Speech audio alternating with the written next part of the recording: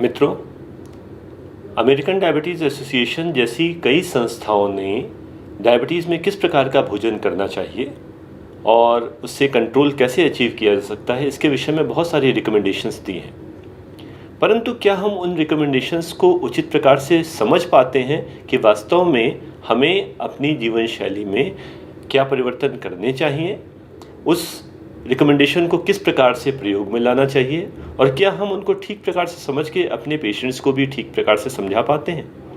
आइए उन theoretical recommendations को किस प्रकार से हम प्रैक्टिकल एप्लीकेशन में बदलें, इस पर कुछ चर्चा करते हैं। गीता जी में एक श्लोक है, युक्ताहार विहारस्य युक्त चेष्टस्य कर्मसु, अर्थात युक्ताहार, आहार कैसा हो, युक्त यानी एप्रोप्रिएट हो, विहारस्य, विहार भी मतलब एक्सरसाइज, हमारी एक्टिविटीज़ भी कैसी हो, युक्त हो, युक्त चेष्टस्य कर्मसु, हमारी चेष्टाएं, हमारे एफर्ट्स वो कैसे हो, हमारे कर्म कैसे हो, वो भी एप्रोप्रिएट हो, ना आवश्यकता से कम ना आवश्यकता से ज़्यादा। युक्त स्वप्नावबोधस्य, स्वप्न जब हम जागृत अवस्था में नहीं हैं और बोध जब हम जागृत अवस्था में हैं, अर्थात हमारा सोना, हमारा जागना, यह सब भी एप्रोप्रिएट होना चाहिए। और जब इनका सम्मिश्रण होता है तो इन सब का सम्मिश्रण जब हम अपने जीवन शैली में सम्मिलित करते हैं तो उसको, योग को, उसका एडिशन, उससे जुड़ना, उस योग को वही हमारे दुखों का हरण कर सकता है, अर्थात वही हमारी जो बीमारियां हैं उनको दूर करने में हमारे लिए सहायक हो सकता है।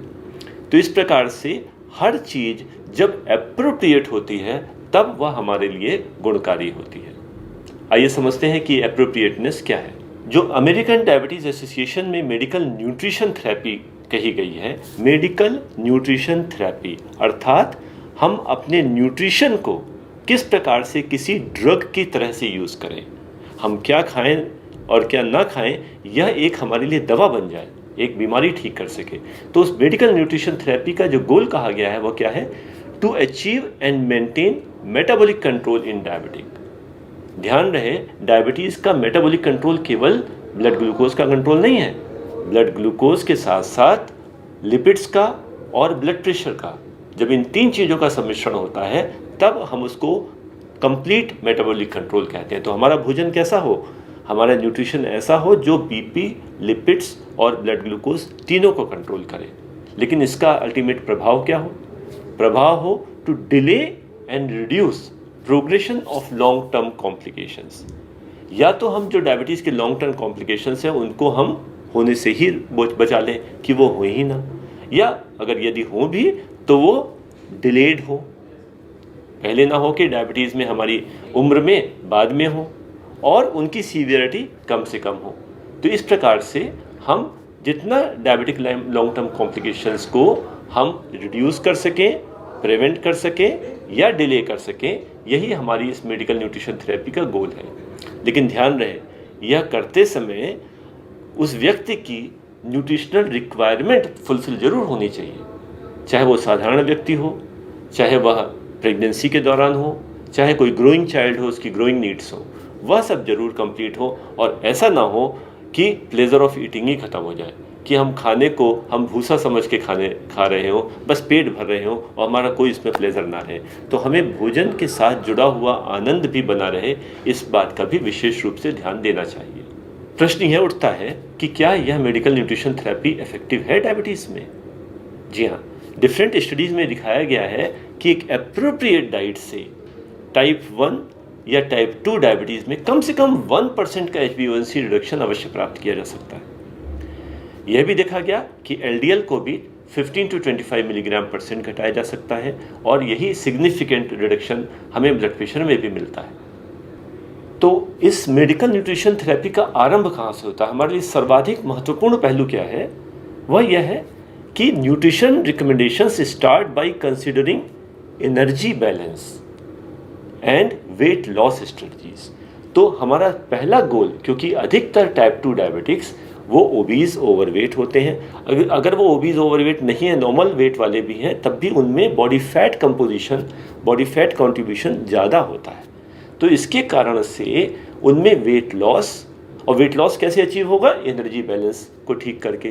तो कम से कम हमारा सबसे पहला स्टेप मेडिकल न्यूट्रिशन थेरेपी का यह होना चाहिए कि हम एनर्जी बैलेंस को इस प्रकार से मॉडिफाई करें कि वह प्रभावित व्यक्ति में वेट लॉस उत्पन्न कर सके। इस वेट लॉस के लाभ क्या होते हैं? वास्तव में इस वेट लॉस से, बॉडी के फैट रिडक्शन से हम शरीर में जो इंसुलिन रेजिस्टेंस है उस रेजिस्टेंस को ओवरकम कर सकते हैं। और यह इंसुलिन रेजिस्टेंस ही हमारा हाइपरग्लाइसीमिया, हाइपरटेंशन और हाइपरलिपिडीमिया, डिसलिपिडीमिया, इनका कारण यही ओवरवेट होना और उससे होने वाला इंसुलिन रेजिस्टेंस है। तो इस प्रकार से यदि हम वेट रिडक्शन अचीव कर पाते हैं तो अब हम इंसुलिन रेजिस्टेंस कम करके इन पैरामीटर्स में भी प्रभावित कमी ला सकते हैं। आइए सबसे पहले ये जानने का प्रयत्न करते हैं कि किसी व्यक्ति का आइडियल बॉडी वेट कितना हो। यूँ तो इस आइडियल बॉडी वेट निकालने के अनेकों सिस्टम प्रचलित हैं, लेकिन एक बहुत ही आसान, एक ओवर सिंप्लीफाइड जो सिस्टम है वह है किसी व्यक्ति की हाइट सेंटीमीटर्स में मेज़र करें और हाइट इन सेंटीमीटर्स में से 100 डिटेक्ट कर दें। तो यह हाइट इन सेंटीमीटर माइनस 100 यह हमें उस व्यक्ति का मैक्सिमम बॉडी वेट बताता है। मेल्स में ये मैक्सिमम बॉडी वेट, फीमेल्स में ये उससे 10% कम होता है। तो इस प्रकार से यदि फीमेल कैंडिडेट है तो जितना वेट आया उसका 10% कम कर देंगे, और यदि कोई डायबिटिक व्यक्ति है तो उसका आइडियल बॉडी वेट हमारा इस मैक्सिमम बॉडी वेट का भी 10% कम होना चाहिए। इसको एक उदाहरण से समझते हैं। किसी व्यक्ति की हाइट अगर 176 सेंटीमीटर है तो 176 माइनस 100 इक्वल टू 76। तो मैक्सिमम बॉडी वेट हुआ 76 और इसका आइडियल बॉडी वेट 76 माइनस 10% यानी 7.6 इक्वल टू 68.4 kg। तो इस प्रकार से हम एक बहुत ही क्रूड मेथड से, बहुत ही ओवर सिंप्लीफाइड मेथड से किसी व्यक्ति का आइडियल बॉडी वेट कैलकुलेट कर सकते हैं।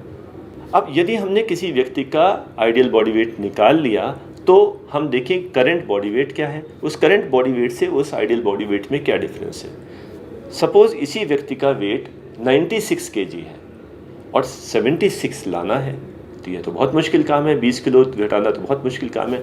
तो वन शुड बी प्रैक्टिकल। एक प्रैक्टिकल टारगेट ये है कि जो करंट बॉडी वेट है उसका 10% वेट लॉस एक सफिशिएंट मेटाबॉलिक एडवांटेज देता है। लेकिन 10% वेट लॉस भी काफ़ी मुश्किल हो सकता है, इसलिए एक प्रैक्टिकल सजेशन कम से कम उसको 5 to 7% वेट लॉस तो करना ही करना है, और इससे भी हमें एक एप्रोप्रिएट, एक सिग्निफिकेंट मेटाबॉलिक एडवांटेज मिल जाते हैं। तो इस प्रकार से यदि इस व्यक्ति का 76 मैक्सिमम बॉडी वेट होना चाहिए, जो 96 अभी है, तो 96 का 5% लगभग 5 किलो, यह हमें उसे घटाने की सलाह अवश्य देनी चाहिए। और यह वेट रिडक्शन भी बहुत रैपिड या बहुत स्लो करने के चक्कर में ना पड़े। यह weight reduction 1.5 to 3 kg per month, ये एक appropriate rate of weight loss है जो हम बिना नुकसान के अचीव कर सकते हैं। कई बार लोग जोश में 10 किलो हम 10 दिन में घटाएंगे, ना, ये बहुत ज़्यादा हो गया। इसमें मैक्सिमम जो हमारा वेट लॉस होता है वो वाटर लॉस के रूप में होता है, और वो हमें मेटाबॉलिक एडवांटेज नहीं देता। तो हमें 1.5 to 3 kg बॉडी वेट प्रति मंथ यह हमें घटाना है। लेकिन ये अचीव कैसे होगा, यह देखा गया कि इसको अचीव करने के लिए, इस वेट लॉस के इस रेट को हमें 500 से 1000 कैलोरी पर डे कम करनी होगी। अब यह 500 कैलोरी पर डे, अगर हमें 1.5 किलो वजन घटाना है एक महीने में, 500 कैलोरी पर डे घटाना तो बहुत मुश्किल काम है। क्योंकि इस 500 कैलोरी पर डे जो कहा तो गया, अब उसका मतलब क्या है, आइए इसको समझते हैं। इस 500 कैलोरी घटाने का अर्थ यह हुआ कि हमें अपने खाने में बहुत मितता व्यर्तनी होगी। जो एक उपनिषदों का एक उक्ति है, मित भूख, अर्थात हम कितना भोजन का भक्षण करें मिति व्ययता के साथ, उसको थोड़े अमाउंट पे, आवश्यकता अनुसार, आवश्यकता से अधिक ना हो, आवश्यकता से थोड़ा कम ही हो। इसका क्या अर्थ हुआ? वास्तव में यदि हम 500 कैलोरीज को हम अपने फूड स्टफ से कंपेयर करके देखें तो हमारा कुक्ड राइस, जो हम खाना, जो पका हुआ चावल है जो हम उसको खाते हैं, 30 ग्राम चावल की 4 सर्विंग, हमारे आलू की 5 सर्विंग, हमारे 8 चम्मच चीनी या 6 चपाती। क्या आप उम्मीद कर सकते हैं कि कोई व्यक्ति अपने भोजन में से एक दिन में से 6 चपाती निकाल दे। अधिकांश लोग एक समय में 2 या 3 चपाती खाते हैं, दिन में वो 6 या 9 चपाती खाते हैं। अब हम क्या चाहते हैं, 500 कैलोरी करके उसकी 6 चपाती से 6 चपाती घटा दें? क्या ये संभव है? नहीं है। तो एप्लीकेशन इसका क्या हुआ, हमें सीखना पड़ेगा कि यदि हमें 1.5 kg वेट लॉस एक मंथ में अचीव करना है तो हम अपने पेशेंट को राय क्या दें। 500 कैलोरी पर डे घटाने के लिए वो 6 चपाती नहीं घटा सकता। आइए समझते हैं। वास्तव में 500 कैलोरी एक दिन में घटाना कोई मुश्किल काम नहीं है। यदि हम इसको चपाती से इसकी गणना करेंगे तो ये बहुत मुश्किल हो जाएगा। लेकिन ज़रा देखिए आप क्या क्या आइटम्स सारा दिन हम लोग खाते हैं और इनमें 500 कैलोरीज कितनी कम हो जाती हैं। एक पराठा 250 से 300 कैलोरी के बराबर होता है। क्या आप उम्मीद कर सकते हैं? एक रोटी 80 कैलोरीज देती है, जबकि एक पराठा 250 से 300 कैलोरी देता है। तो यदि हमने 2 पराठे खाने में से हटा दिए तो हमारी 500 कैलोरी कम हो गई।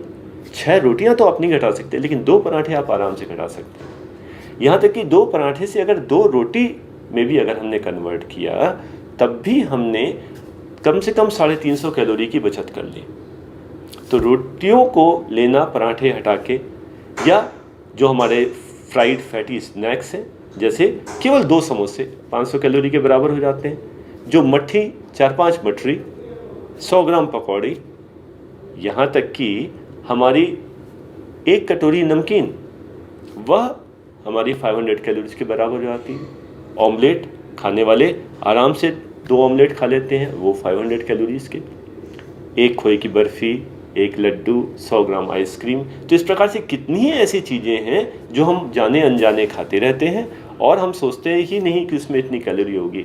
और केवल इन फ्राइड फैटी या एनर्जी रिच आइटम्स को हटा के 500 कैलोरीज का रिडक्शन बड़े आराम से किया जा सकता है। इसी को उपनिषदों में कहा गया है हित भोग, अर्थात हम उस भोजन का भक्षण करें जो हमारे लिए हितकारी हो। यदि हम सेडेंट्री वर्कर हैं, यदि हम शारीरिक परिश्रम ज़्यादा नहीं करते, तो हमें ये फैटी आइटम्स अगर हम लेंगे, ये हमें एनर्जी अधिक मात्रा में देंगे, हमारा वेट गेन होगा, जो हमारे इंसुलिन रेजिस्टेंस, डायबिटीज़, हाइपरटेंशन, डिस्लिपिडीमिया इनका कारण बनेगा। हित भोग अर्थात अपने शरीर के लिए हितकारी भोजन करें। तो इस प्रकार यदि हमने देखा कि डायबिटीज़ में या इंसुलिन रेजिस्टेंस के लिए जो सर्वाधिक महत्वपूर्ण पहलू है वो इंसुलिन रेजिस्टेंस उत्पन्न करने वाला फैट। तो एडीए रिकमेंडेशन क्या कहती हैं? Limit total fat intake to 30% and saturated fat intake to 7% of total calories. हमारी जितना भी हमें भोजन करना है उसका 30% से ज़्यादा उसमें फैट ना हो, 7% से ज़्यादा सैचुरेटेड फैट ना हो।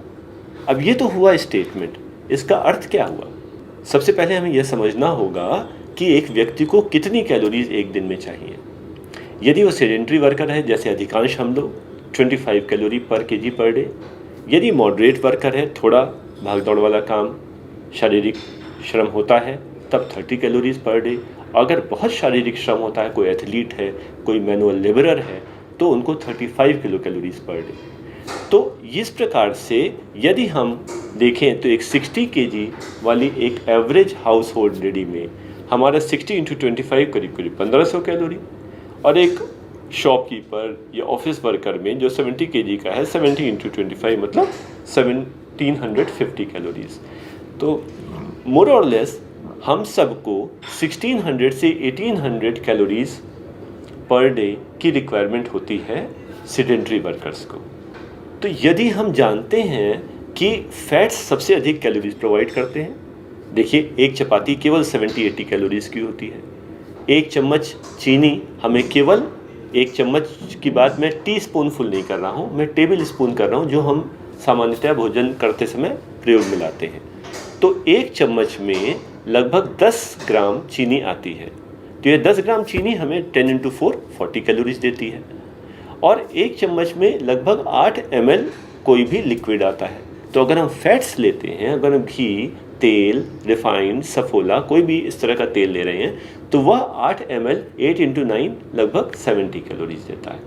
तो ध्यान रहे 1 चम्मच तेल 1 रोटी के बराबर लगभग कैलोरी देता है। तो फैट्स सबसे ज़्यादा एनर्जी रिच होते हैं और इनका हमें सबसे ज़्यादा ध्यान रखना है। तो इस प्रकार यदि यह कहा गया, यदि रिकमेंडेशंस हैं कि हमारा fat intake 30% of total calories होना चाहिए, तो इसका अर्थ क्या हुआ कि 60 kg लेडी जिसकी 1500 कैलोरीज पर डे की रिक्वायरमेंट है, उसका 30% अर्थात 450 कैलोरीज।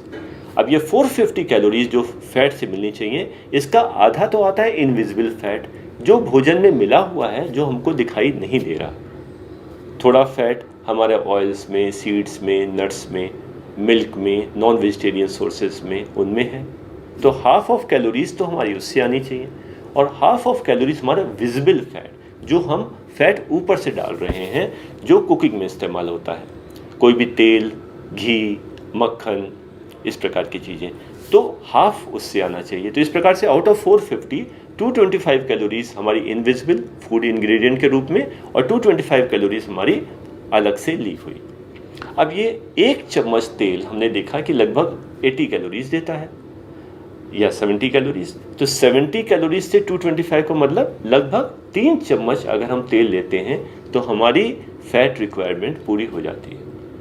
तो इस प्रकार से किसी भी सीडेंटरी वर्कर को एक दिन में लगभग 3 चम्मच तेल प्रयोग में लाना चाहिए। अब 3 चम्मच का अर्थ ये हुआ कि अगर हम 3 टाइम खाना खा रहे हैं तो 1 चम्मच सुबह, 1 चम्मच दोपहर, 1 चम्मच रात। और याद रहे 1 चम्मच तेल की बात यह है कि एक पराठा बनाने में 2 चम्मच तेल लग जाता है। तो हमारा जो विजिबल फैट, जो एक्सटर्नल फैट है, उसकी मात्रा हमें एक दिन में 3, या यही अगर हम मेल के हिसाब से कैलकुलेट करें तो 70 kg% के लिए लगभग 3.5 या 4 चम्मच हमें प्रतिदिन प्रयोग में लानी चाहिए। यही गणना अगर हम सैचुरेटेड फैट के लिए करें तो यदि 30% हमें टोटल फैट इंटेक चाहिए, 7% हमें सैचुरेटेड फैट चाहिए, तो इसका अर्थ ये हुआ कि सैचुरेटेड फैट टोटल फैट का लगभग 1/4। तो यदि हमें टोटल फैट, विजिबल फैट 3 से 4 चम्मच एक दिन में इस्तेमाल करने हैं तो सैचुरेटेड फैट की मात्रा 1 चम्मच बनती है। और फिर याद करिए, आधा चम्मच तेल तो एक रोटी को चिपड़ने में लग जाता है। तो इस प्रकार से यदि हमने 2 रोटियां चिपड़ी देसी घी से, तो वह हमारा पूरे दिन का सैचुरेटेड फैट इंटेक बराबर हो गया। फैट्स के विषय में जो दूसरी रिकमेंडेशन है वो है कि intake of trans fat should be minimised. ये ट्रांस फैट क्या है? जो हमारे तेल की, जो कि लिक्विड फॉर्म में होता है, उसकी शेल्फ लाइफ बढ़ाने के लिए उसका जब हाइड्रोजनेशन कर देते हैं तो ट्रांस फैट में कन्वर्ट हो जाता है। और हम जानते हैं कि ये ट्रांस फैट लिक्विड फैट के मुकाबले अधिक एथेरोजेनिक है, वो एथेरोजेनिसिटी बढ़ाता है। तो इसलिए ट्रांस फैट हमेशा एडवाइजेबल नहीं होते। लेकिन हमारी जितनी कन्फेक्शनरीज हैं, जितना हमारा जो नमकीन बनती हैं, यह उस फूड स्टफ की अपीयरेंस और उसकी शेल्फ लाइफ बढ़ाने के लिए वो ट्रांस फैट में प्रिपेयर की जाती हैं। तो इस प्रकार से दूसरा हमारा फैट्स में जो रिकमेंडेशन है वह हम ट्रांस फैट की मात्रा में कमी लाएं। जो नेक्स्ट रिकमेंडेशन है कि किसी डायबिटिक व्यक्ति को dietary cholesterol per day 200 milligram से अधिक नहीं होना चाहिए।